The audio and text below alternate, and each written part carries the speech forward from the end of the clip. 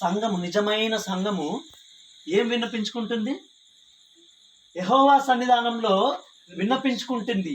ఈ సియోను ప్రాకారమా అంటే ఈ సంఘం అంటే మనమే. సంఘము, వధువు సంఘం అంటే ఎవరు? మనము. వధువు సంఘము భార్య అయి ఉన్నది, దానికి భర్త క్రీస్తు అయి ఉన్నాడు. సంఘము వధువు అయి ఉన్నది, సంఘము కన్య అయి ఉన్నది. సంఘము ఇక్కడ ఏం కనబడుతుంది? సియోను కుమారి. ఈ సియోను కుమారి అనేది ఒక నగరము, లేదా ఒక సన్నిధి, లేదా ఒక సంఘం. ఈ సన్నిధి, ఈ సంఘము, వీటిలో ఉన్న వాళ్ళు మాట్లాడుతున్నారు. ఇక్కడ వీళ్ళు ఏం మాట్లాడుతున్నారు? వీళ్ళ కోసం మాట్లాడబడుతుంది. ఏం మాట్లాడబడుతుంది? నీ మీద రాత్రింబగులు కన్నీరు మున్నీరుగా ఉండాలి.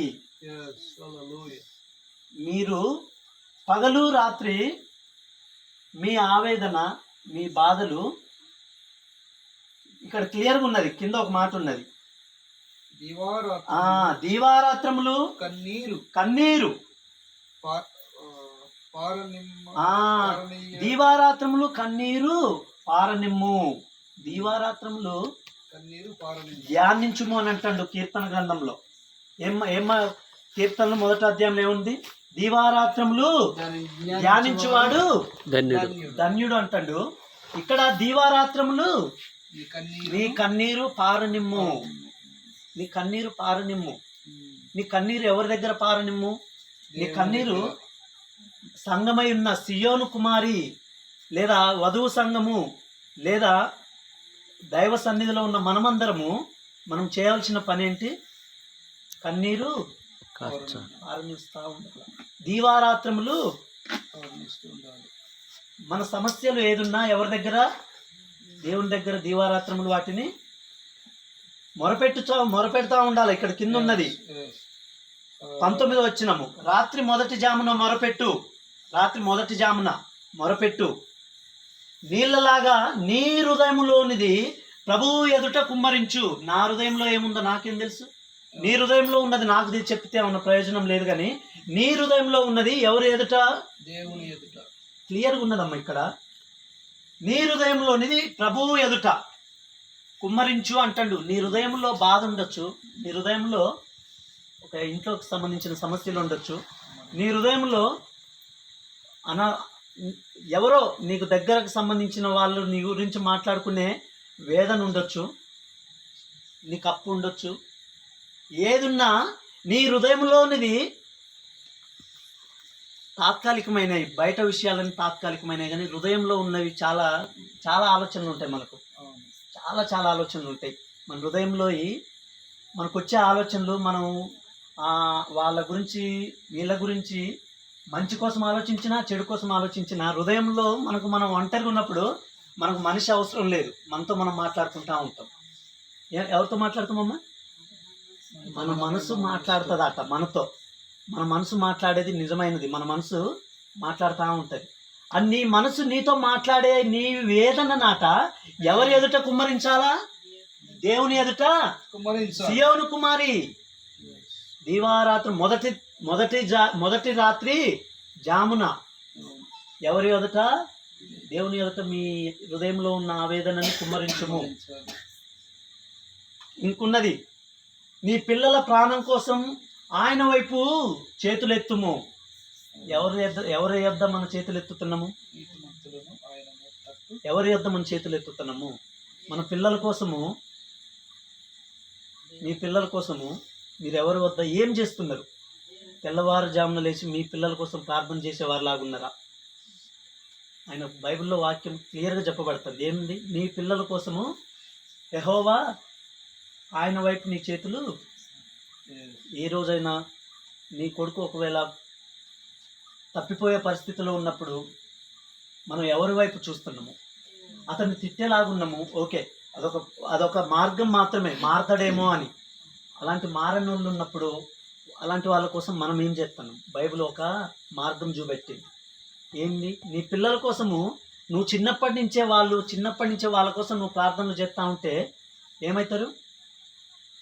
ఏమవుతారమ్మా? దేవుడు వాళ్ళని పట్టుకుంటాడు. హల్లెలూయా. దేవుడు వాళ్ళని నీ హృదయ ఆవేదనలు ఎక్కువ మందికి అమ్మ ఈ కాలంలో నేను ఎందుకు మాట్లాడుతున్నా అంటే ఈ కాలంలో ఎవరికైనా సరే మనం సంపాదించేది మన కోసం కాదు. మనం ప్రతి ఒక్కరం కష్టపడేది, మనం ప్రతి ఒక్కరము ఏమి చేసినా పిల్లల కోసమే చేస్తున్నాం. అవునా కదా?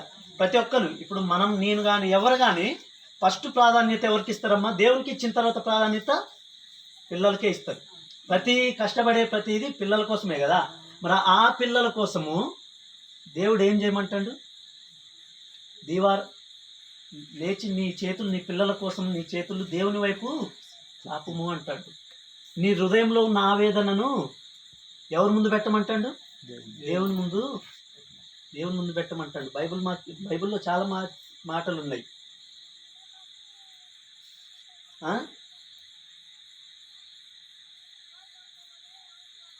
కంటికి విరామం ఉండకూడదట.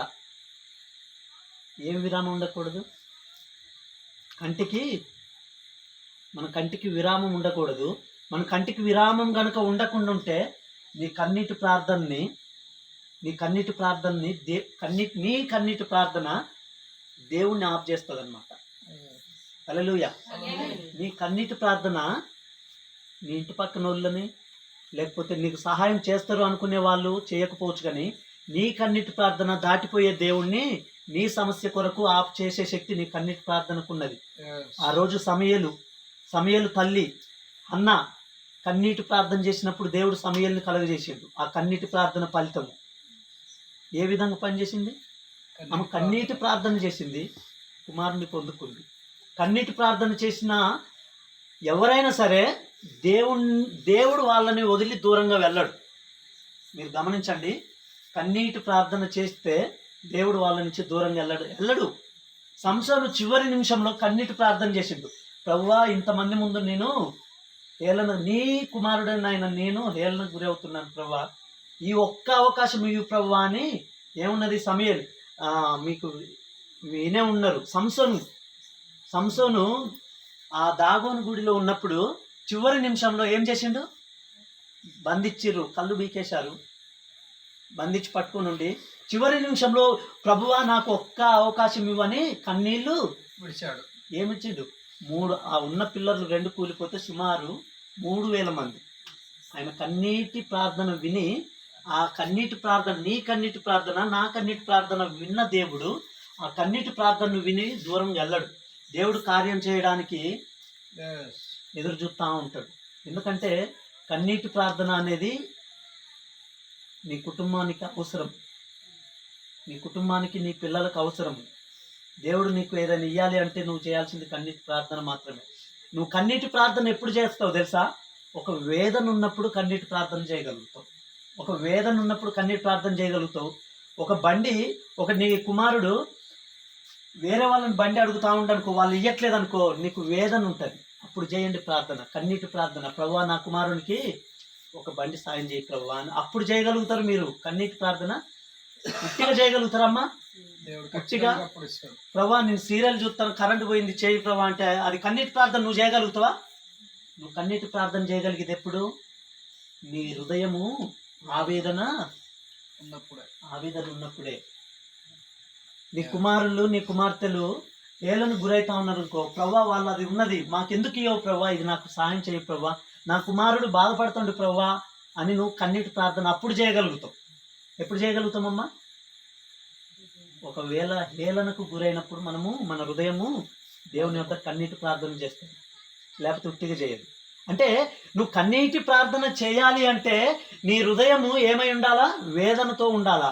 వేదనతో ఉన్నది ఏదైనా సరే నువ్వు కన్నీటి ప్రార్థనతో దేవుని వద్ద మొరపెట్టు అని, మనుషుల వద్ద కాదు కానీ దేవుని వద్ద మొరపెడితే తప్పకుండా దేవుడు వేకువజామున మొదట కన్నీటి ప్రార్థన, నీ పిల్లల కోసము దేవుని ఎదుట కన్నీటి ప్రార్థన, నీ హృదయ ఆవేదన ఏమున్నా నీ హృదయంలో ఉన్న ఆవేదన కొరకు కన్నీటి ప్రార్థన. కన్నీటి ప్రార్థన చాలా బలమైనది. అది దేవుణ్ణి నీ నుంచి దూరం చేయదు. నువ్వు కోరుకునే వేదనతో నీ అవసరం ఏమైతే ప్రభువుని అడుగుచున్నావో దాన్ని ఇవ్వకుండా వెనక్కి తీసుకునే యోగ్యం లేదు. దేవుడు చేస్తాడు అంతే. ఎందుకంటే మనము వేదనతో చేసేది ఎప్పుడైనా కన్నీరుతో ప్రారంభమవుతుంది. మన హృదయము వేదనతో ఉన్నప్పుడు మనం అడిగేది కన్నీరుతో అడుగుతాం. ఎప్పుడు వేదన ఉంటుంది, ఎప్పుడు కన్నీరు వస్తుందమ్మా? హృదయం బాధగా ఉన్నప్పుడు, హృదయము వేదనగా ఉన్నప్పుడు. నీ హృదయము వేదనగా ఉంటే ఏమన్నాడు ఇక్కడ? రాత్రి మొదటి జామున మొరపెట్టు, నీళ్లలాగే నీ హృదయములోనిది ప్రభువు ఎదుట కుమ్మరించు. నీళ్ళని కుమ్మరించినట్లు నీ కన్నీటి హృదయం వేదన వచ్చిన కన్నీళ్ళని దేవుని ఎదుట కుమ్మరించు. నీ పిల్లల కొరకు ప్రభువు వైపు చేతులెత్తు. మనం చేయాల్సింది అదే. మనం ఎప్పుడు చేస్తాము అనేది మనం ఆలోచన చేయండి. మనము ఎప్పుడు ఆలోచన చేస్తామంటే, మనకు బాగా బాధ కలిగినదే మనము వేదనతో ఒక మనిషితో అయినా గొడవ పడతాం, లేదా ఒక మనిషి దగ్గర అయినా ఏడుస్తాము. ఎప్పుడు ఏడుస్తాము? వేదన ఉన్నప్పుడు ఏడుస్తాం. ఉట్టిగా ఏడవమంటే ఏడతారా మా అమ్మ? కాలు తెగి ఇట్లా రక్తం ఇట్లా గారుతున్నా ఏం కాదు అనుకుంటే వెళ్తాడు. కానీ హృదయంలో ఆవేదన ఉన్నప్పుడు ఏమి నొప్పి ఎవడో ఒకడు వచ్చి కొట్టాల్సిన పని లేదు. ఆటోమేటిక్గా మన కళ్ళల్లో నీళ్ళు వచ్చేస్తాయి. హృదయ ఆవేదన చాలా భయంకరమైనది. అలాంటి హృదయ ఆవేదనను తొలగించేది హల్లెలూయా. నీ హృదయ ఆవేదనతో వచ్చే కన్నీళ్ళని దేవుని పాదాల వద్ద గనక నీళ్ళ వలె కుమ్మరించగలిగితే దేవునికి సమస్తము సాధ్యమే, మనుషులకు సాధ్యం కాదు. నీ కుటుంబ సమస్యలు ఉండొచ్చు, నీ కుటుంబంలో ఉన్న ఇబ్బందులు ఉండొచ్చు, లేదా నీ కుటుంబంలో నా కుమారుడు ఇంత చదువుకుంటూ జాబ్ రాలేదని ఒక ఆవేదన ఉండొచ్చు, లేదా నా కుటుంబం ఇంత మంచి మంచి జీవితం జీవిస్తుంది, నా కుటుంబంలో అనారోగ్య సమస్యలు ఉన్నాయని నీకు బాధ ఉండొచ్చు, వేదన ఉండొచ్చు. ఏదేమైనా నీ హృదయంలో నుంచి వచ్చే ఆవేదన ఏది ఉన్నా కానీ నీ కన్నీళ్లను, ఆ హృదయ ఆవేదన ఉన్నప్పుడు వచ్చే కన్నీళ్లను దేవుని పాదాల వద్ద విడుద్దాం. మన కుటుంబంలో ఉన్న సమస్యలు కానీ, మన సమాజంలో ఉన్న సమస్యలు కానీ, మనము వధువు సంఘమై ఉన్నాము, మన కన్నీళ్లు విడిస్తే దేవుడు మనల్ నుంచి దూరం అవ్వడు. మన సమస్యలు ఏమున్నా కానీ, కుటుంబ సమస్యలు, అనారోగ్య సమస్యలు, ఏ సమస్యలున్నా, ఎటువంటి సమస్యలున్నా దేవునికి సమస్తము సాధ్యమే. ఆయన చేయడానికి ఎదురు చూస్తూ ఉన్నాడు. కాకపోతే మనం ఏ విధంగా అడుగుతాము అనేది ఆయన కనిపెడతా ఉంటాడు. ఒకడు అప్పున్నవాడు, తన పిల్లలకు అవసరం ఉన్నవాడు వచ్చి కాళ్ళు పట్టుకుంటాడు. అప్పుడు ఎంత తోడైనా కొంచెం కరుగుతాడు. ఓకేనా? దర్జాగా ఎంజాయ్ చేయడానికి కొంచెం కావాలా అంటే ఏమంటాడు? లేవు అంటాడు. నువ్వు అడిగే విధానం కూడా దేవుడు గమనిస్తూ ఉంటాడు. హల్లెలూయా. నువ్వు అడిగే విధానము ఏ విధంగా అడుగుతున్నావు, నువ్వు దేవుణ్ణి నీ వేదన ఎంత ఉన్నదో దేవుడు చూసి కనిపెడతా ఉంటాడు. నీ వేదన ఉన్నప్పుడు నువ్వు ఎంత మొరపెడుతున్నావు అనేది దేవుడు గమనిస్తూ ఉంటాడు. ఇశ్రాయేల్ ప్రజలు సనుగుతా ఉంటే 3 రోజులు చేయాల్సిన ప్రయాణాన్ని 40 సంవత్సరాలు చేసిండు. ఏం చేసిండు? సనగడం వలన లేట్ అయింది. సనగడం వలన మోషే, ప్రభువా ఇక్కడ వీళ్ళకు ఆహారం లేదు, మమ్మల్ని ఆ దేశంలో ఉంచితే మేము అక్కడ అయ్యి దీన్ని బతికేటోళ్ళం, మమ్మల్ని ఎడారిలోకి తీసుకొచ్చి నన్ను ఇబ్బంది పెడుతున్నారు ప్రభు అని కన్నీళ్ళు విడిస్తే దేవుడు ఏం చేసిండు? మన్నాని ఏం విడిచిపెట్టిందమ్మా? మన్నాని దేవుడు మీ జీవితాలలో, మీ సంఘాలలో కూడా మీ కన్నీళ్ళు మంచిగా ఉంటే, మీ కన్నీళ్ళు నిజమైనవిగా ఉంటే దేవుడు కార్యం చేయడానికి ఎదురు చూస్తూ ఉన్నాడు. మీరు అడిగే విధానాన్ని ఎదురు చూస్తూ ఉన్నాడు. మీరు దేవుని పనుల మీద ఎంత ఆసక్తితో ఉన్నారు అనేది దేవుడు చూస్తూ ఉన్నాడు. మీరు మందిరానికి ఎంత ఆసక్తిగా వెళ్తున్నారు? మనుష్యుల కోసం వెళ్తున్నారా? దైవజనుడు అడుగుతున్నారని వెళ్తున్నారా? ప్రతిదీ దేవుడు గమనిస్తూ ఉంటాడు. మీరు మీ జీవితాలు నా కోసం, మీకోసం ప్రభు ఏమన్నాడు సిలువబడుతూ? నా కోసము ఏడవకండి, మీ కొరకు, మీ పిల్లల కొరకు, మీరు సంఘానికి మీ కొరకు రండి, మీ కుటుంబాల కొరకు రండి, మీ కుటుంబాల కొరకు ప్రార్థన చేయండి. ఎవరో చూస్తున్నారు, ఎవరో అడుగుతారు, ఎవరికో సమాధానం చెప్పాలి అనే ఆలోచనలు పెట్టుకొని మందిరానికి రావద్దు. కానీ మీ హృదయానుసారంగా మందిరానికి రండి. మీ హృదయంలో ఉన్న వేదనను దేవుడు తొలగిస్తాడు. దేవుడు, మీరు ఆయన్ని అడుగుచున్నారు కదా, ఏమంటారు, ఇంట్రెస్ట్ అనేది మందిరానికి వచ్చే విధానంలో చూపించండి. మా దగ్గర ఒక ఆమె ఉంది, ఆమె పొద్దున ఆమెకు చాలా ఒక 20 ఎకరాల భూమి ఉంది. ఆమె పొద్దున్న ఎవరు ఏమన్నా సరే 7ంటికి పోయి ముందు సీట్లో కూర్చొని ఉంటుంది. ఒకవేళ ముందు సీటు కనుక ఆమె మిస్ అయిందనుకో వెనక నుంచి వెనక్కి వెళ్తుందిలే కానీ చర్చిలోకి అయితే రాదు.